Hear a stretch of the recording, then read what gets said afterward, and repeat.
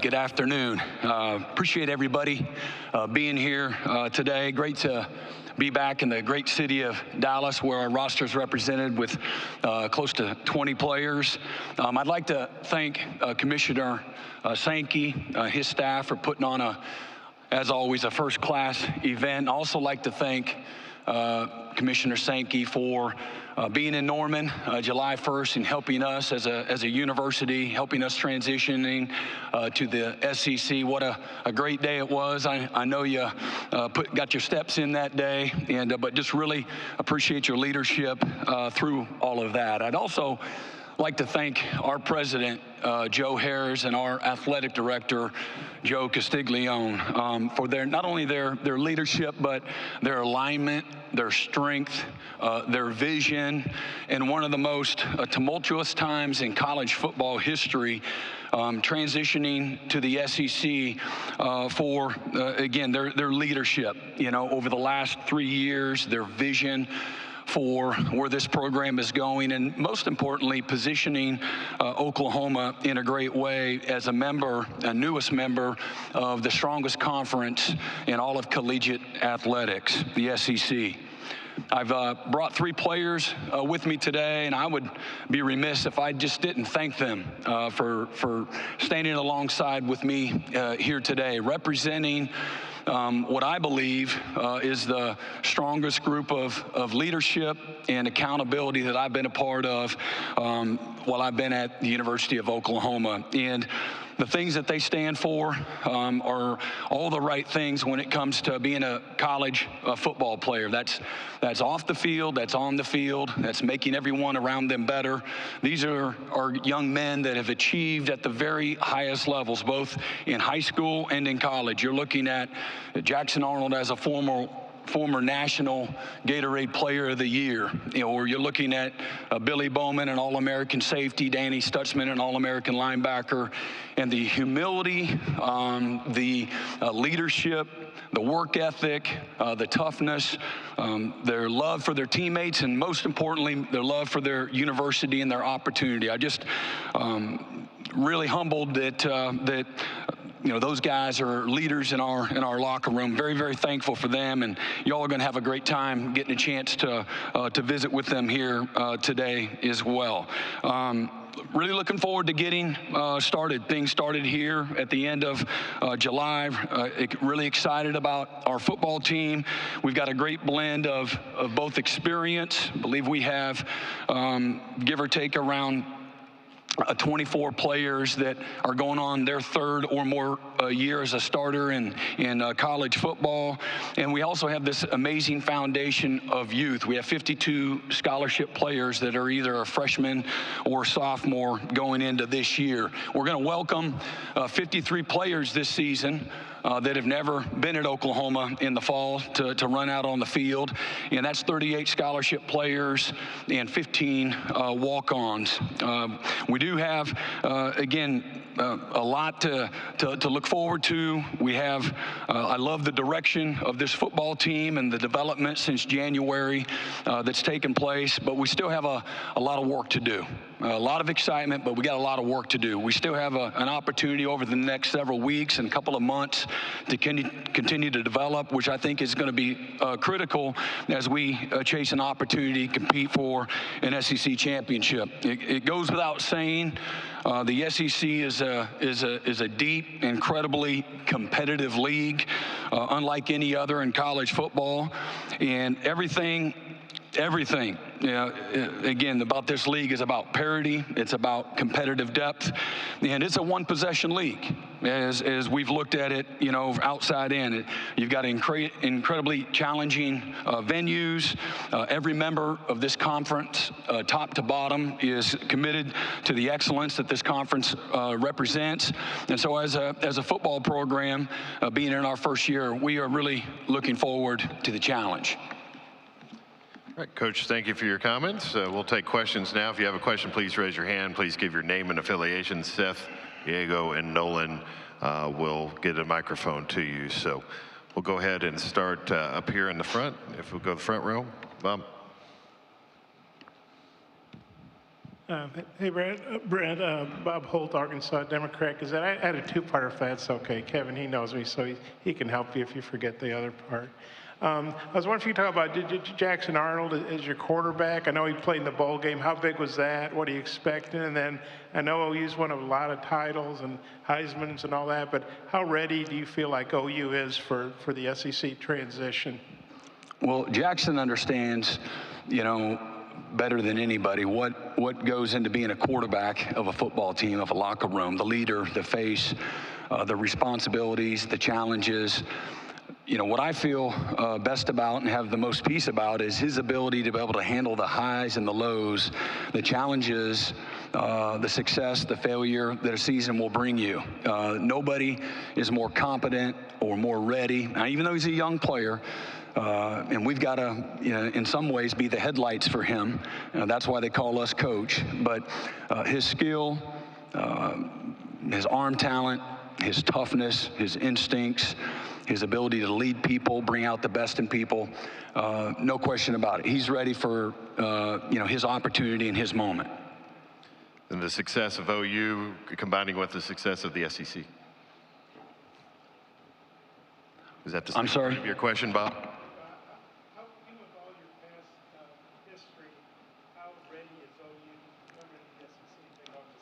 I really don't know how to answer that other than we're excited for the challenge. As competitors, as a football program, Oklahoma, isn't intimidated as a football program. We're running towards the SEC. I think that goes without saying. We've looked forward for the last several years for this partnership to be a part of an amazing conference, the best conference in college football. How ready we are, we're excited for the challenge. I think you have to go through it. I think it's probably, as a coach, I think going through it gives you the best litmus test. There's nothing that you can read about or even watch on tape, to be honest with you. We know the challenges from a roster standpoint. The trenches is where this conference is decided, usually year in and year out. Incredibly challenging from that standpoint. The length, the speed, the play at quarterback, the coaching acumen from top to bottom.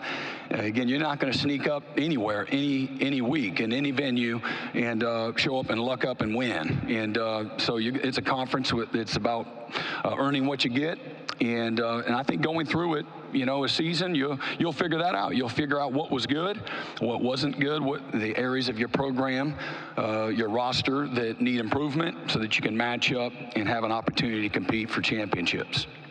Coach, we'll go on the section straight in front of you, 3 rows back, straight ahead. Hey, Brent, Colin Wilson with the Action Network here in the front. Hey, Colin. 2 new changes to college football. You're going to have live video on tablets on the sidelines in between series. You're also going to have communication in the helmet till 15 seconds left. How big is it that Danny Stutzman's coming back to this defense? Yeah, again, in regards to the new legislation passing the sideline tablets, it's going to be able to show live video. I think it's a great resource. I think making sure you have very limited amount of time to coach through these moments on the sideline. It'll be useful in some ways, and you just want to make sure that it's not distracting in other ways. In regards to the helmet communication, I think it's going to allow offenses to be even more efficient. Again, you only have it on one guy on defense. It's a little different than the NFL. Now, there's a few teams in the NFL that do a little bit of tempo at times, but a little bit different from a defensive perspective. And again, sometimes, too much communication can be a bad thing too.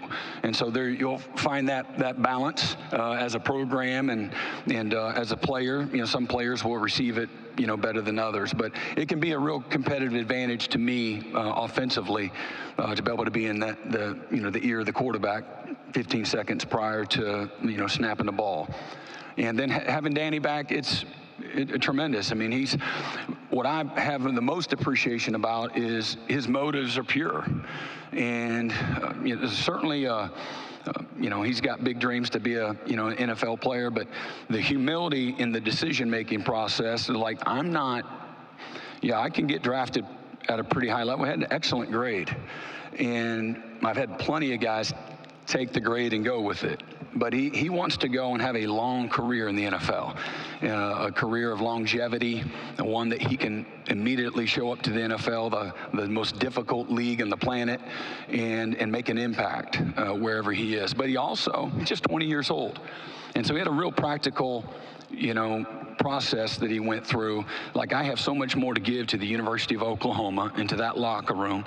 And he wanted to be one of the leaders to help take us into the SEC and leave his legacy and leave his mark that way. Coach, we'll go over to my left-hand side, our left-hand side on the near aisle.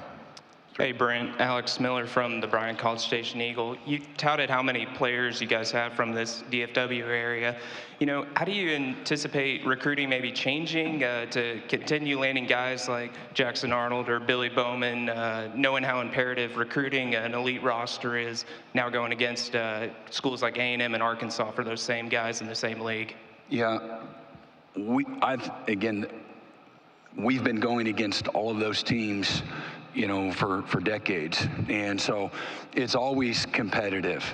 The one thing that I know about teams from the Southeastern Conference is the coaching staffs, their recruiters, their facilities, their fan bases, their history, their heritage. Everybody's got a lot to sell. And people from a recruiting standpoint are absolutely relentless from beginning to end. There's nobody that's not that way in the Southeastern Conference. So you gotta. It's a long race, and again, tough to get good players. But the good thing is there's plenty of really good players for everybody to get. And you got to be able to win the race, and run in the race with endurance. Probably is the best advice. Hey, Coach, we'll go over to our right here in the front row. Yeah, Brent, Dean Blevins, News 9, Oklahoma City. Where's he at? Here we are, Coach. I saw a quote from an SEC coach saying that OU's biggest adjustment will be along the line of scrimmage. Back to that question. How do you evaluate the status right now at the line of scrimmage for the Sooners? Yeah, I think we're in good shape, and we'll find out where we need to be better. I'm certainly far from satisfied. We've, over the last, 2.5 years, we've worked really hard at developing a roster that is balanced, that's strong in the trenches and in all the right places.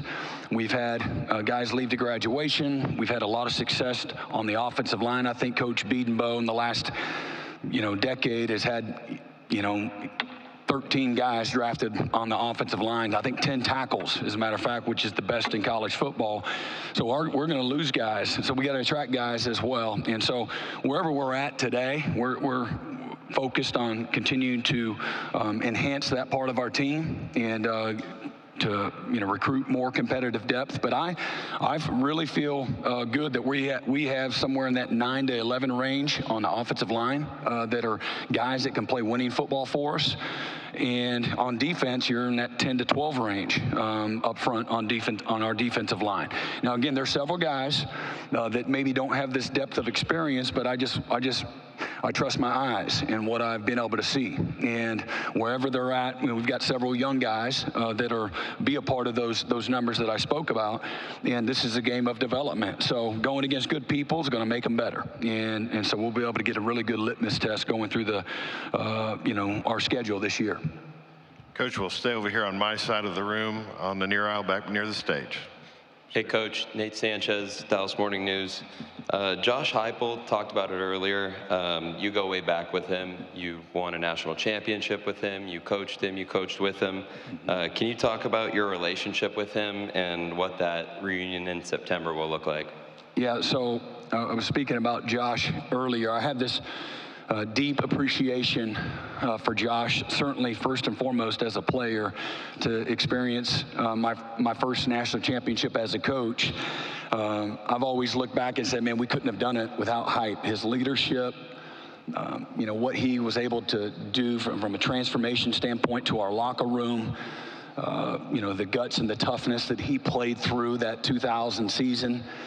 So I've always held him up here on this pedestal when it comes from a player standpoint. No surprise, as a coach's son, the level of success that he has had as a coach. I've stayed in touch with him pretty much every step of the way through this process. We competed on the field in 2014, and he went to Utah State and then to Central Florida and then to Tennessee, and so we've stayed in touch through those moments of success and some of the moments that the challenges of a football season will bring you. So a great friend, he and his wife Dawn and their children, really good friends of ours, and just really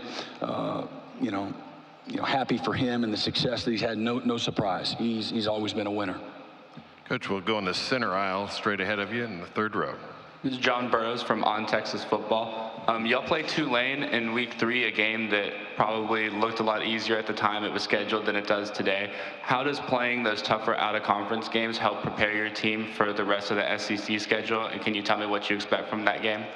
Well, again, I look at we don't have a preseason in college like, say, the NFL does. So, we have respect for everybody we play, and anybody can beat anybody. And the last time Tulane came to Norman, it went down to the last drive or two of the game, and Tulane having an opportunity to win. And certainly we know they beat USC in the Cotton Bowl year before last, and so I don't know, any other way to prepare for the season other than you practice and you play games. And so this will give an opportunity to see where you're at, and every week is a season of its own, and so we'll treat it as much. Coach, we're going to go in the section straight ahead of me on this left aisle. Hey, Brent. Connor O'Gara, Saturday Down South. Do you think horns down should ever be penalized? Should be penalized? Like, on the field? Is that what you're referring to? I don't really have an opinion. Football is a game of emotion and intensity and passion, and if they say that's going to be a penalty, then don't do it. And if they say it's, free for all, then have at it. So everybody's different, everybody celebrates different, but whatever rules that they have in place, we'll follow those. Okay, we'll stay in that same section on the right aisle. Kirk? Kirk Bowles from the Houston Chronicle, Brent. You and Texas are in lockstep going into the SEC. And I don't know if you and Sark are going to be sharing information as y'all go into the conference together, but do you see the Texas-OU rivalry changing in any way? I don't. I don't. And it's as deep-seated and hate-filled and emotional of a rivalry as there is in all of college football. So I don't see how the conference affiliation, will make a big difference. What I would say is that, that's one of many games that you're going to have to find a way to grind it out. If you think that one is emotionally taxing, you're going to go into a lot of venues that the pageantry is going to be real. Those stadiums are going to be completely full, and a lot of people are going to hate your guts for 3 hours or so. So, I don't see it diminishing, that series and the emotion and the pageantry, the intensity of it whatsoever. Coach, we're going to go over to the right side in the front row, over to your right, and over towards there. Hey, Coach. Ken Capps from Football Writers of America. Every coach that has stood on that stage so far has been asked about Texas or Oklahoma and what their impact is going to be on the league. What do you think that says about Texas and Oklahoma joining the SEC? Well, again, I think it's a partnership of elite with elite. And, again, two programs that in the history of college football take a backseat to nobody. The SEC doesn't take a backseat to anybody. From our leadership to the quality of the teams, and really it's every single athletic team on those campuses. It's unmatched, and so we both have programs that have had elite level success with all of our athletic programs, certainly football included, and I just think it fortifies what was already the strongest conference in all of college football. Coach, we'll stay on the same side in the same row over here on the right.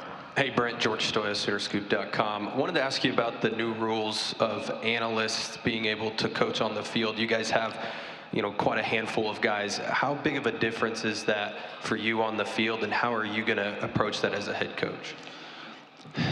I think it's fantastic from a development standpoint in helping young coaches develop in the profession, getting opportunities, creating value for themselves, having experience through it, maybe even having another lens. Now that I'm just not standing there with my hands in my pockets, I'm actually having to, or I actually get to coach every day. I think in some ways it'll help you be more efficient. I think you have to be careful that more is not always better. But it does give you another lens and another set of eyes, and maybe again for you as staffs to be a little more efficient. And I think ultimately the players, if done the right way, will be benefactors, of that. So we're going to go in the section right in front of me, back in the center, but 3/4 of the way back. Hey, Brent. John Sokoloff with WCBI TV. Obviously, Jeff Levy is on your staff the last couple of years, and now he's entering his first head coaching job in the SEC. And just overall, what do you think of him as a coach, and how do you think he'll do as a head coach? Yeah, I love Jeff. Jeff is one of my favorite people on this planet. He's always in a great mood. His perspective on life and the game of football and on the locker room, real juice and energy, genuineness and positivity. He's a coach's kid, so the game and the locker room have always been a sanctuary for him, which helps him be a very successful coach. So really confident he'll do a great job. He's aggressive, he's innovative, he relates well to people, he brings out the best in people, he has the ability to instill confidence in the simplest ways, and I know he's put together a really outstanding staff. He's led athletic director Zach Selman, known him for a long time, and Zach is an assassin of his own, young athletic director that has a tremendous future as well, and I know the passion in Starkville, Mississippi is very real, and so they'll support him in all the right ways to be successful. Okay, Coach, we'll go in the center section, just along the aisle. Right. Hey, Coach. Hello. Emily Grace McWhorter from the next round. Welcome to the SEC. Thank you. OU announced that they have a new football recruiting structure, specifically Curtis Lofton as a general manager, similar to Courtney Morgan at Alabama. What inspired this structure change, and how do you feel like it'll give you an edge in SEC recruiting? Yeah, and I really look at it as, an opportunity to, I'm focused on our locker room. And, what I have an appreciation for is our leadership from our athletic administration. Again, Joe Harris and Joe Castiglione, for their forward thinking, for their ambition, looking ahead to where things are moving. And, it's constantly changing, evolving. So we've set up our systems in such a way that allows us to be flexible, to be able to pivot when we need to. Things haven't really landed in a hard space yet, but this allows us the agility to be able to manage wherever it does land. And at the end of the day, it's recruiting. There's a professional way to look at it. In some ways, we're like the NFL. In many ways, we're not. We don't get to draft. We don't have multi-year contracts. And so things are in some ways the same, but in many ways not. This gives us a way in the collegiate model to hopefully put us in a position of strength when it comes to not only resources, but most importantly with our systems in place. And at the end of the day, it's all about helping the players be successful as we build the strongest roster that we can. And so from player evaluation to player acquisition to player retention, that's really the focus. That sounds like a recruiting staff to me, but there is a piece of it in Jake Rosenthal and his organization. Partnering with them is going to allow us to manage some really choppy waters, and I say choppy only because we haven't been there before. From a potential salary cap of some sort, when this does all land, there'll be some sort of a salary cap, and so we'll be able to tap into their expertise and their skill set to help us be on the front end and the cutting edge, if you will, of that space. Okay, we're going to take one final question in the section right in front of me, about 3/4 of the way back. Hi, Brent. Brent Cruz with Sooners Wire for USA Today.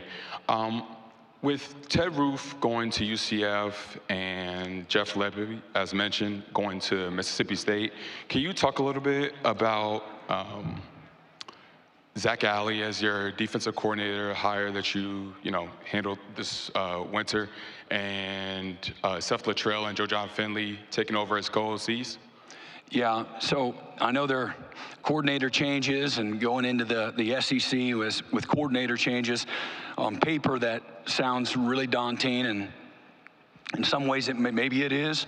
But our relationships go back a long time. Obviously, Joe John and Seth were already internally at Oklahoma, known both of those coaches.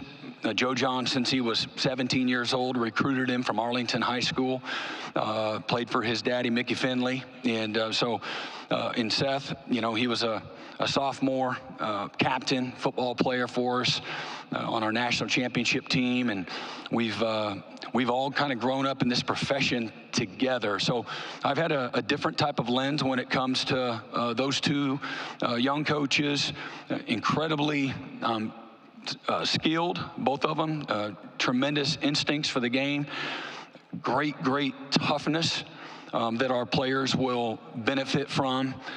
They understand ball, they understand a locker room, they understand what competitiveness looks like, and they understand what it means to be a great teammate and to bring out the best in people. So these are leaders of leaders. What they were as players, they have the same skill set and talents as coaches. So really excited about transitioning and continuing to move forward as an offense with those two guys in charge, along with the rest of our staff on offense. Bill Beedenbow,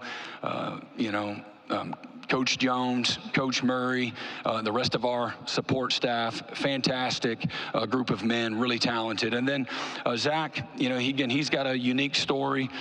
Zach he came directly to Clemson and jumped into coaching as a freshman at Clemson. His dad played at Clemson. His brother was a baseball player, played at Furman, and comes from Zach was an outstanding player himself. He just chose not to go the walk-on route or the FCS route as a scholarship player, and chose to chase his dream as a young person. Incredibly bright, always forward-thinking, always has the players in mind when it comes to learning and being able to play fast and aggressive. But has tremendous innovation in his skills. But he's a fundamentalist. He's demanding. He knows what excellence looks like, and he's has blended well with the rest of our staff, who, again, most of them he had previous relationships as well. So it's been a fine oiled machine, if you will, up to this point. Coach, welcome to the SEC, and thank you for your time this afternoon. Appreciate it. Thanks for having me.